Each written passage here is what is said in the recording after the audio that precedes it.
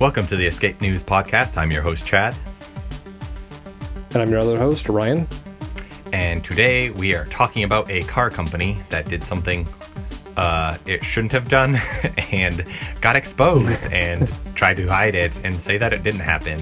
And of course, we're talking about Volkswagen. So I'll be hitting up some of the, I guess, legal, somewhat, more of like the reasoning to why they did this. And Ryan's going to be hitting more of like the technical, right? Yes. Yeah. Yeah. The actual, how they did it and stuff. So as far as like Volkswagen, I'm going to cover more of the family side of it first, and then I'll let you take over, Ryan, covering some of the technical, and then I'll wrap up kind of at the end of where we're at, because this technically is not a finished story, as we've seen like with Deepwater Horizon. Yeah. Deepwater Horizon itself isn't completely done because they're still cleaning up and there's legal things, and then there's the other active leak and stuff like that. So even in Volkswagen's case, it's not a complete story. So what I've researched, there's a lot more here than just a company trying to make a quick buck. It actually goes back to the companies or the families, the Ferdinand Piëch, I think that's Piëch family, the Porsche family, some of these other people who were involved with Audi, Volkswagen, and Porsche, and the companies there. It was more than just a CEO at this company, Volkswagen, who's like, hey, let's do away with this. So Ferdinand Piëch is the prominent one, who is basically his life and his influence in the Volkswagen company is what drove them to do what they did, from what I understand. He grew up in a family that he grew up with a strong, or he said, extremely strong mistrust of others. And he had more of a do-it-yourself mentality to get things done. He was also willing to break rules and push boundaries if it allowed for progress, expansion, and growth in things. And of course, like, there was money involved. Like, money was a part of the deal. So I'm not saying that wasn't a reason why they did this. But so he was part of Porsche in 1963 to 71. And his big thing is that he developed a 5-cylinder inline engine. I think it was a diesel engine. And he was in charge of TDI, which is the turbocharged direct injection engine. And all of this is very technical information. I don't exactly could explain to every process to you about how combustion engines work and everything, but the big thing here was the fuel to air ratio that they could control in each cylinder to make a more efficient engine or control emissions rates and things like that. So his work ethic is what I'm saying, and what he brought to the company is what influenced the type of people that he had around him. He even told, I think it was Chrysler, the CEO of Chrysler at one point, they were talking at some trade show or something like that, and the Chrysler guy was just admiring what Piëch had done with, I think it was Audi at the time, or maybe it was Volkswagen. I don't remember which one he was working at the time. And he was just saying, Chrysler was saying oh wow, that's amazing what you did. And Piëch was just like, Ferdinand, I'll call him Ferdinand, it's easier to say his first name. And he was like, hey, if you want to do this at your company, you know what you do? You tell everybody you're going to fire them tomorrow if they don't get within 3 millimeters precision on this particular item. And the Chrysler guy was like, well, I mean, that doesn't work in America, and you can't be that crazy. But he just came across as a very intense person who was dedicated to doing these this progression. And there was also family things that I'm going to talk about here. That so he had an affair, and so he was known to he had 12 children with 4 different women, and which obviously adds complications. Ooh. But one of the more complicated parts was he had an affair with his cousin's wife, and he wanted to get married, and his family speculated that he was marrying her because of the way it worked in the family, that he would get more stock ownership in, I think, the Porsche company, and that's where everybody speculated. But he realized that wasn't what his goal was, I guess, and they just lived together and had 2 children together And so he never got actual like more stock ownership in Porsche. So it's really interesting when you look at some of the aspects of, these are just like tidbits of his life and who he was willing to like do things and do obviously like wrong things to accomplish whatever goals he might have set. And with his company, like he was one of the most, like they said when he passed away, he passed in 2019.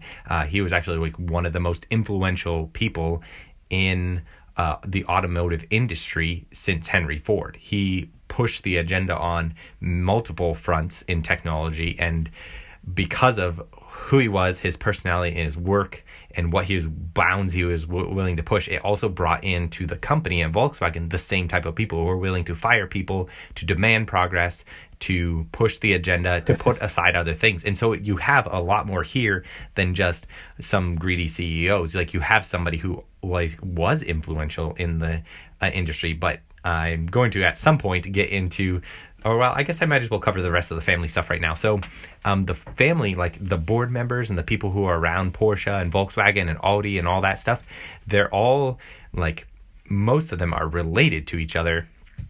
Even though most of the people who are like directly related to, or I might have actually something wrong there. Not that everybody running the company is related to each other, but they've been working together for a very long time. And there are some people who are related to each other, and there are family feuds going back to some of these things with the affair with his cousin's wife and other things regarding that. So when you had this other prominent name, Martin Winterkorn, they had kind of a power struggle. So Ferdinand brought in Martin Winterkorn to kind of like as a like he mentored him and brought him up into the company. He became a very similar person as Ferdinand Paich in that he was kind of ruthless, and he also was around almost like, I think from the year prior to the emissions that they were like doing fraudulent testing stuff. I think that was around 2006 that he came in. And then of course he was resigned, or I believe went to jail after the whole thing came out only a couple of years back. But one interesting thing was there was an article criticizing Winterkorn in I think it was called Das Spiegel, one of the German newspapers, and how Der Spiegel. Yeah, Der Spiegel, where Ferdinand wanted to make a family member in charge of the company, and because like, I don't know that it was like he was directly going to make only a family member in charge, but it came across that like he didn't trust Winterkorn, and so the board came to Ferdinand. It was like, hey, look, like you need to put out another article saying that you trust him, and that like everything you're saying here, like under the context of it makes sense to only have people that you trust in power, kind of thing, not like you don't trust him. And he was like, nope, like I don't trust him, I don't want him in charge of the company. And so there's like a lot of power struggle things that happened around here, and it does seem, now this is conspiracy level stuff, that there does seem to be some indications that there are a lot of people who knew about this emissions scandal, and that the reason some of it was withheld or like they denied it for a while, and then certain people were willing to say things, is for the power struggle within the company. And then we don't have the full picture because there's still, like even just recently, some of the fraud allegations and other things still coming out. But it's more than just meets the eye of a big company, a faceless entity.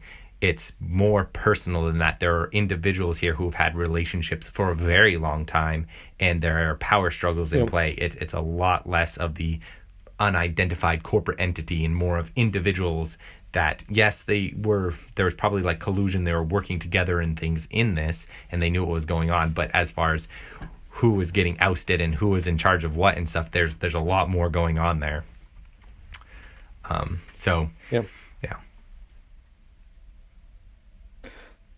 Yeah, I mean, so I think a lot of these, just like I'm hearing about some of that, I mean, it feels like that there's this kind of corporate culture of just like, pushing things as really far and just being very driven. And like there is a lot of competition there, not just the family histories and how they're all interrelated, But I mean, just the drive and competition they have with one another, it kind of makes them, you know, they'll start looking for shortcuts. If they can get that edge, you know, they might take it. The risk will be kind of eclipsed by that reward, and so they go for stuff like that. Yeah. So yeah, I mean, do we want to talk about the kind of the emissions test stuff? Yeah. I just want to say first, okay. like, so back in the 90s, like, what was it? Volkswagen, who we were talking about, wanted to become, like, started doing a bunch of marketing commercials, moving into the U.S. industry. They wanted to become the big, like, the number one car brand globally. I think it was more in the 2000s where they really pushed this agenda, and they actually achieved that about 2 months before these scandals came out and everything started falling apart. They became the number one, and now since then Toyota's the number one, like, sold, I guess, globally. But leading up to this point, they and I guess I'll cover this real quick, and then you can cover the actual technical part of a West Virginia university had some students working on their PhD engineering degrees, and they had a grant to do some emissions testing, and they had a much more complicated setup, which I'm assuming you'll talk about. And that's where the story is, and I'll cover some more of the lawsuits and the money and stuff afterwards, but you take it from here. Yeah. So, so it kind of goes back to, like, what exactly are emissions tests, and, you know, why are they doing any of this? So a lot of countries have emissions regulations, right? They don't want just cars coming out. They're just, like, you know, they're high performance, but at the cost of being fuel efficient, right? They're just, you know, belching all this, like, these terrible gases into the environment, these really terrible emissions. And so there is a kind of a give and take there. And so these car manufacturers, before they can actually sell cars in certain countries, they have to pass certain emissions tests. And there's even some states in the U.S. that require people's cars, that they're older than a certain year, to get tested regularly, because as cars get older, their efficiencies become worse and worse. And so you have to, I think there comes a point where, like, the car is just, it's too terrible to be allowed on the streets anymore, or your taxes are kind of determined by what your emission test was last time. So I only remember I've only experienced the emissions test like twice in my life. One when my parents had their car tested. It was a fairly older car, so it had an emissions test, and this was in Florida. And then I had a friend he lived in North Carolina, and he was out of town, and his emission test was coming up, and so I went and got his car and drove it to one of the emission testers' places, got the paperwork, and then left. So normally what happens is you drive up, and then at least stateside, they put, like, a little emission testing rod in the tailpipe of the car, and you just sit there and idle for a bit. And then they come by, take the rod out, and then they kind of print this thing out and hand it to you, and you move on. Well, so when they're trying to pre-screen these newer models of cars, a lot of this country regulators that do the emission testing, they actually have this little rig set up, right? So they kind of move the model of the car onto this, like, platform that allows them to kind of, like, run the engine, actually, rev it a little bit, and, try to just produce a lot of RPMs. And what they do is they have this testing rig that interfaces with the car's computer, and then they have the actual testing rod that goes in the tailpipe. And I think they have to do that because what they do is they check to see what is the car's computer telling them, and then what is the actual emission coming out. What does that look like?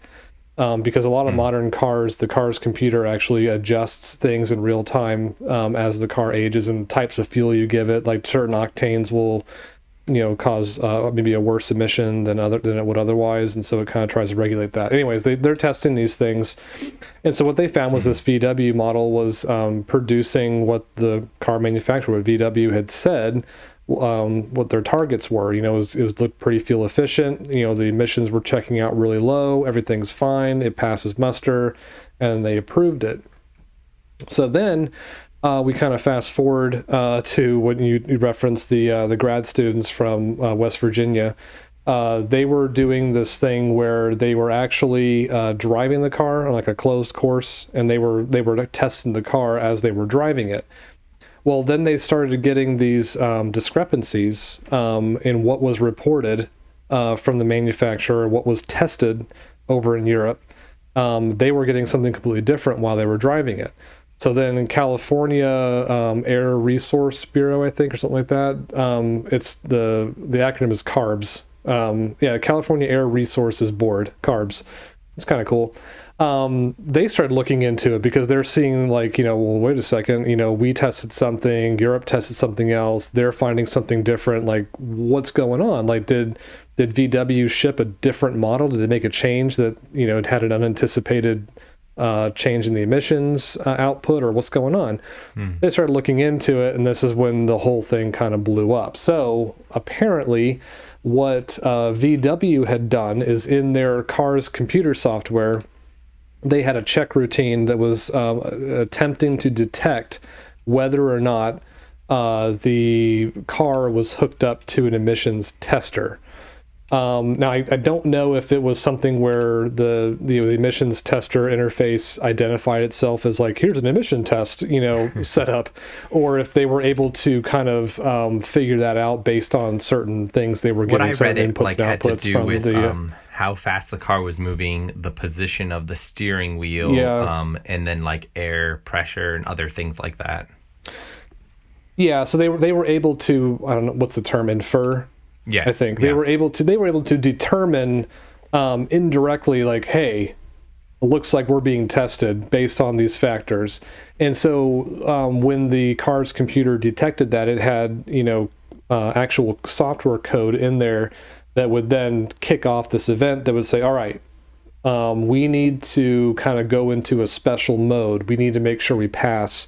And so it would like pull out all the stops in order to make sure that it was producing the proper emissions. Now, the way it did this was to basically completely hamstring the performance of the car. So it did that because, the tester doesn't care what the performance of the car is. It's just wanting to see what the emissions are produced. Yep. And the assumption is that the car is operating the same way it would operate on the road. But in this case, the computer was actually changing things and really, like I said, hamstringing the performance of the car to produce a fuel efficiency that you would get the emissions test it was trying to pass.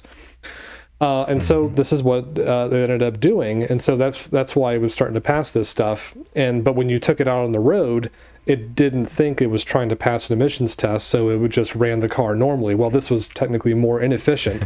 So it gave you that power and performance that you would come to expect, but the emissions were coming out as really bad. And so the grad students at West Virginia had basically uncovered this because they were just testing it on the road. They did not have it hooked up to anything. So like the car was unable to determine that it was being tested for emissions. So it just ran like it normally would. And that's when they were detecting really, really terrible emission numbers. And that's when they noticed the discrepancy. And so that the whole thing just kind of blew up after that. Once CARBS got involved and started, really magnifying the issue, then that's when all the regulators from different countries started like going back over things and checking stuff, and that's when they found this whole issue, and that's when it got really bad for Volkswagen. I know that I remember reading that there was, and maybe you'll cover this, that they had kind of uncovered that a lot of Volkswagen had kind of compromised several checks and balances within their own system in order to kind of get this through. Because like some of these, the software, like the code that was introduced to make this detection and to put the car in that kind of mode, that's not something that just kind of magically happens or was hacked in. I mean, someone, went through source control, added this kind of thing, signed off on it. Yep. It was, checked to say, no, nothing suspicious here, but they were being told to look the other way and just rubber stamp and green light this thing. Don't worry about what the change means. Just go with it. So they had compromised a lot of their checks and balances internally. And I don't know if I don't want to say the wrong thing because maybe it's still going through the courts as to whether or not they had paid off certain tiers of regulatory boards, in order to get them to not test it a certain way or something like that. I don't really know that part. Maybe you'll speak to that, or it's just maybe it's unknown. Well, from what I've read, that's all I've got. It was like mostly why they did at this point. Like, I guess I didn't cover this specifically, but like why they created this system or a defeat system to like defeat this, a defeat device, they call it. And why they created it was because they were trying a new technology that nobody else was getting correct, to cut down on emissions on the vehicle. They thought it was going to work, and right before they were producing and sending these vehicles out, they realized it didn't work. And so they, or the emission control tech didn't work, so they built the defeat device to get around this. And that was kind of why they were like, we still need to produce these because we've been running all this marketing that we're all clean and everything. And they did it from 2009 to even up through 2017. Vehicles were still sold in Canada with this defeat device in it. And so it was pretty extensive. So in 2014, they realized there were like 11 million vehicles that had been rigged with 40 times higher emissions than the emission test says. And the way the emission test is, it's usually like in a standing position, from what I understand, and it's under certain conditions. But what the PhD working students at West Virginia University, they created a special system that was like a multiple, they say multiple suitcases that have to get loaded up in the car with like these machines and stuff, and it's very loud in the car. You can't even talk to each other. And then they hook it up so the car thinks it's just under normal conditions, and so there's no way it'd be able to like check for that. But what happened afterwards, a lot of the stuff started coming out that it does look like there were a lot of people who knew about it, especially at Volkswagen. There were a lot of workers there who didn't know if they were just going to lose their job. The stock value got cut, and there was a lot of scandals. All in all, like up to this point, and I could go through like individual problems, like there was a police raid in the Germany, France, and then the Italian offices in 2015. Actually, VW burned a bunch of documents and started recalling vehicles right at the beginning, like when this started coming out in 2014. Right when what happened is the students like brought it to California, or the California based organization that hired these students or gave them money to do this research, like started bringing it up against Volkswagen. They denied it and everything, and then they immediately started burning documents, recalling vehicles, and then they admitted finally in 2015. And then you just had like police come in, you had a buyback program because now their cars were worth less because they produced more emissions. Toyota became the top automaker. And all in all, I think at this point we're up to $30 billion in cost, roughly. For Volkswagen. Wow. They had to buy back vehicles, pay fines, like do emission control regulations, like not only on their vehicles, but also like invest in like carbon lessening factors and stuff like that. It was a huge, a huge deal. So it affects them like going forward too, because like the public perception, like they were competing against something initially when they started their marketing, that diesel is an unclean energy source in the American mindset. We didn't use diesel here except for in big trucks and big machines, and so like in individuals like sedan isn't going to run on diesel generally because of the... I have a question. Henry's sick and he wake up. Okay, Mama will get him. Okay, thanks. I'll just cut that part out. Aria was asking the question. Where was I again? What did I say last?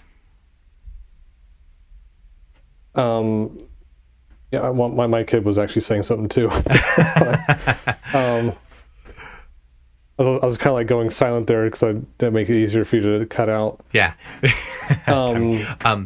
So basically, they had a lot of things that they were fighting as far as trying to convince the Americans that diesel is a clean energy, and they put all this money into that marketing, and then like all of that money is basically wasted because in the American mindset, Volkswagen is unclean, like in as far as emissions.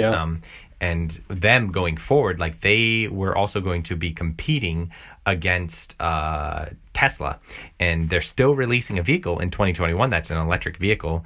It's going to be their competitor or something like that. They're also discontinuing their Passat in favor of an SUV because Americans like bigger vehicles still in 2023, I believe that is.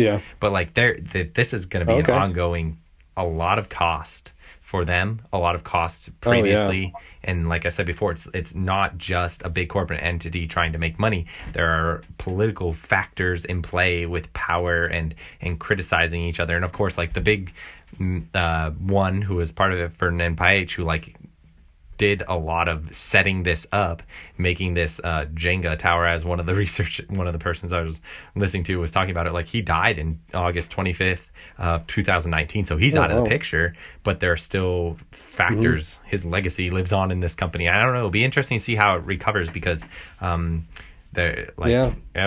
be interesting. Yeah, for sure. Yeah.